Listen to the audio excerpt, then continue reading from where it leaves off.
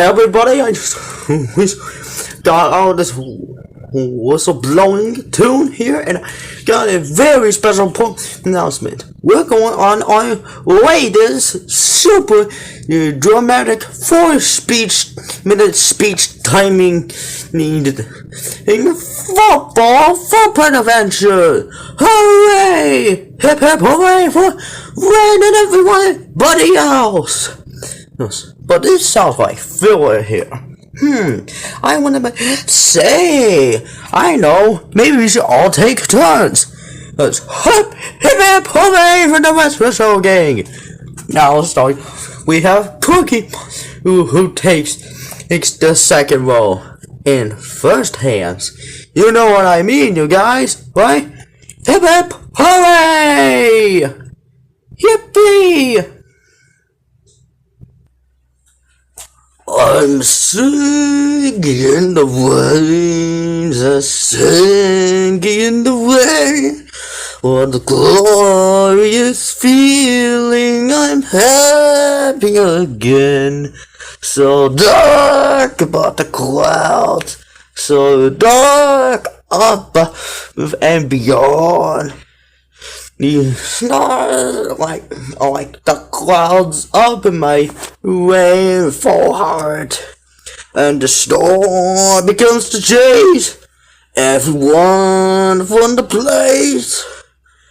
Come on with the face, I will smile again, and with the happy face, and with the happy face.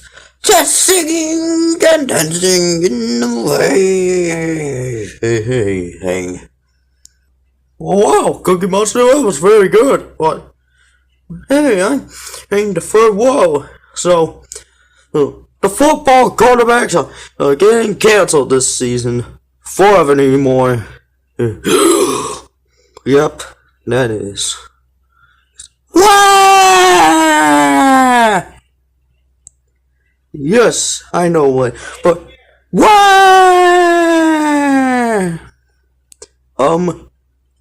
Would you just please quiet down, please? Why? That's gonna anger him a lot. So, but this year, we're having our own football adventure today. But which football should? Oh, wait a minute. Chef PP.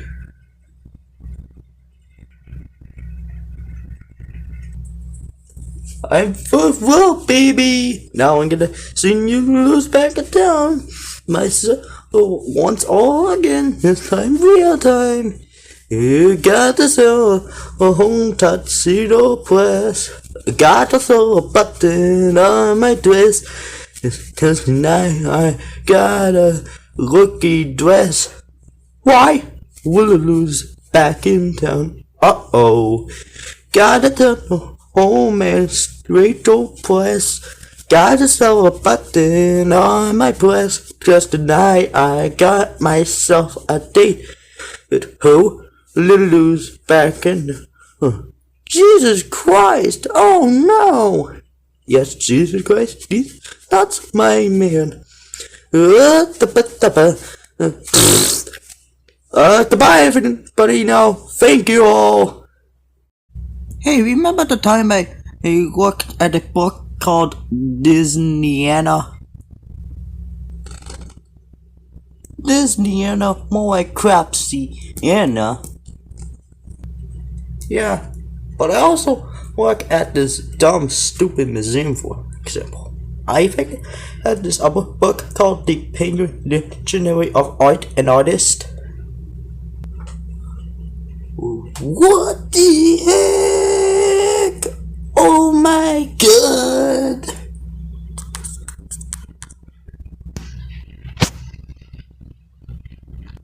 Straight up bullcrap. Straight up bullcrap. Oh, whatever. More. I think I'm gonna get out of this crap hole now, anyways. Speaking of which, Windows Vista. Nah. Hello? This is Tony. Say, listen, they're having a dance tonight, and I was wondering if you'd like to go with me. You can't go?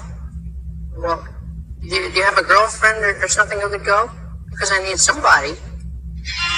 Help! I need somebody. Help! Not just anybody. Help! You know I need someone. Help!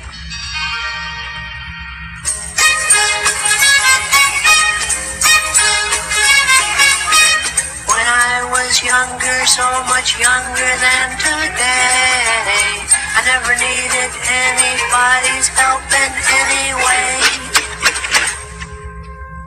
But now these days are gone, I'm not so self-assured. Now I find I've changed my mind, I'll open up the door. I knew a date. Help me if you can, I'm feeling down. And I do appreciate your being round. Help me get my feet back on the ground. Won't you please, please help me? Now, why don't you just sit down for a second, we'll talk, huh? How about that? And now my life has changed in oh so many ways. My independence seems to vanish in the haze. But every now and then I feel so insecure. I know I need you like I've never done before. Take it easy.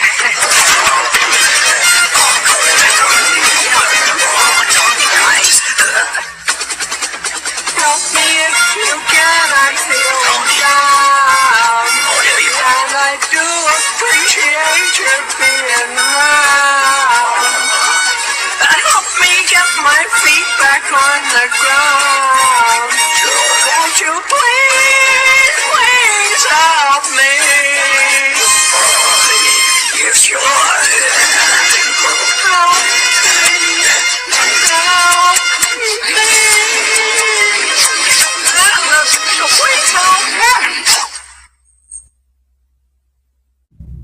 This would be a paper yo, a machine gun, yo, like in fact. Does your mommy read to you? Yeah. Oh, that's nice. And Jill, do you read? Yeah. What do you like best? The Wizard of Oz. Oh, well, today we thought we'd read Sam. Do you know anyone called Sam? Yeah. You do? Is he your age? No, but he's bigger. Oh. Well, this is about a little boy named Sam who's just about your age. Sam wanted to play. Everyone in his house was busy, and no one wanted to play with him. Sam walked into the kitchen, where his mother was peeling apples for pie.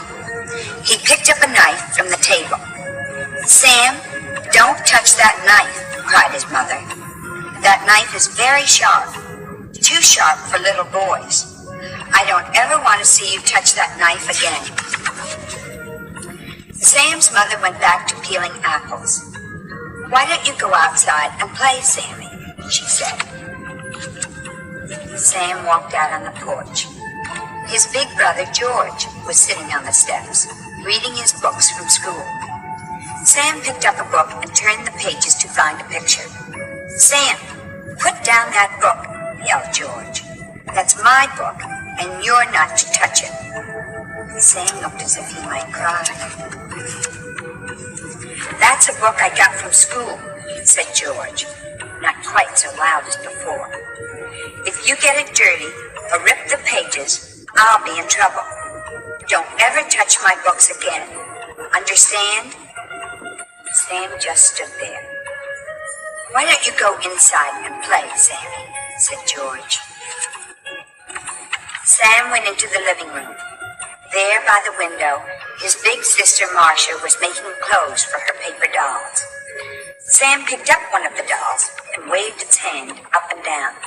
"Sam!" screamed Marcia when she saw what he was doing.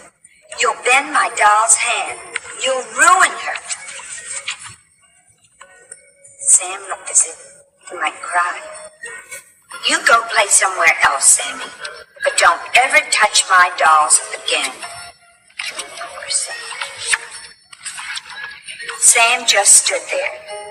Why don't you go find Daddy? Said Marcia. Sam's father was sitting at his desk, reading the newspaper. Sam stood beside him for a minute. Then, ping! Sam punched down a key in the typewriter. Sam, get your hands off that typewriter, shouted his father. How many times must I tell you? That typewriter is not a toy for children. Typewriters are very easy to break, and they cost lots of money to fix. Don't ever touch my typewriter again. Sam's father turned back to his newspaper. Why don't you go find Mother, he said. Then, Sam really did cry. He sat down on the floor by his father's desk, and he cried and cried and cried. He cried so loud that his mother came in from the kitchen, and his big brother George came in from the porch, and his big sister Marcia came in from the living room. What in the world is the matter with Sam? Asked his father. I think I know, said his mother, sitting down in the rocking chair by the desk and picking up Sam in her arms. I think I know too, said George. I think I know too, said Marcia. For a minute, everyone was quiet. The rocking chair creaked back and forth as Sam curled in his mother's arms. Sammy, said his mother, if you're not too busy, there's a job you could do for me in the kitchen. Sam was tired of crying, so he followed his mother into the kitchen. His father and his big sister and his big brother all came along, too. Sam's mother pulled out a tall kitchen stool so he could reach the table. Then she pinned a dish towel around his neck so he wouldn't get dirty. And then she gave him a piece of soft pie dough and a rolling pin so he could roll the dough out flat. There's just enough dough to fit in this little pan, said Sam's mother. Maybe you can make a tart to bake in the oven with the pie. Say, that's a good job for Sam, said his father. He's not too little, said his sister. And he's not too big, said his brother. In fact, said his mother, he's just the right size. And now, Sammy, what kind of jam would you like for your tart? Raspberry, said Sam. Did you like Sam? His brothers and sisters gave him a few problems, didn't they? But then it all worked out when he got something to do. Next, I had this Matilda squish.